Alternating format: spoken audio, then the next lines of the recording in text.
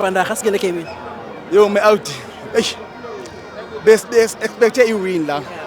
Wonke umuntu la expect a win. So laba minyile kaminyeka yo. And then mfethu masiya embombela eish. Izoba tough la kini. Kabhlungu izoba tough because irrigation asinto encane. Asinto encane mfethu. Expect la esigodini la ekhaya mfethu. Siwine la ekhaya. Manje masohele izaba inkinga awuthabo. Mara the other thing yabona le ndawo kaSlepe ne. uSlepe mamfakile ne udala engazange angadlali game time. I think ugcine last year udlala. Ne? Mara udlalile uSlepe today. Udlalile angikhali weSlepe mara i-combination ingeyiwe combination. Yabo? Akhombe be connect kuSlepe. That's the thing udlalile yena. Take the thing from uSlepe udlalile i-combination. Yengahlangananga. Mawubhekile mfethu, what is it that Durban City did right today? Lo block yabo imnandi. Ba i-research yabo ibinhle. Green mnandi. Ilo block yabo ibig-green mfitshamo. Naso ayibenze kahle. And then if wena bangakunika i-authority ukuthi ikhethe man of the match bongayinika bani? Yo, itough player yami. Ngayinika bani? Anganika uChain, that's why. uChain akona yenzile player yami. uChain akayenza ngane uChain. Bamnike man of the match ukuthi ayazanganika. For example, uChain manje une clean sheet 20 clean sheet namhlanje. You understand? And uzaba ne clean sheet futhi lebo embombela. I'm telling you 21. Akekho umuntu oyicover la clean sheet. Kuzoyenzakalani embombela?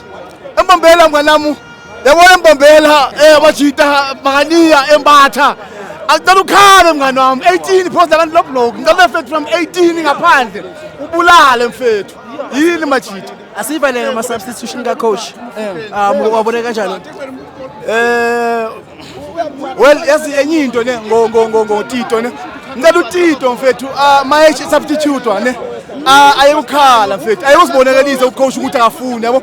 Even though bengaphakathi ukuthi yabo angafuni lento le yabo. Mina ngambonisa ucoach ukuthi akusele into yenza ngifuni yabo. Because now yamizalani kwamnikeza ingqondo coach ukuthi lo kathi uyasiphatha lo. Ngiyamchintsha yena ekwata yakasengithini. Ubona every game ayesasithuthi yakwata. uRonaldo yamaza afuna ukhitshwa. uMessi afuna ukhitshwa. oLisa Ndawo afuna ukhitshwa. oJunior afuna ukhitshwa. Uyayazi into le. So I think uTito no-adoptile wathi hayi nami ngaloko.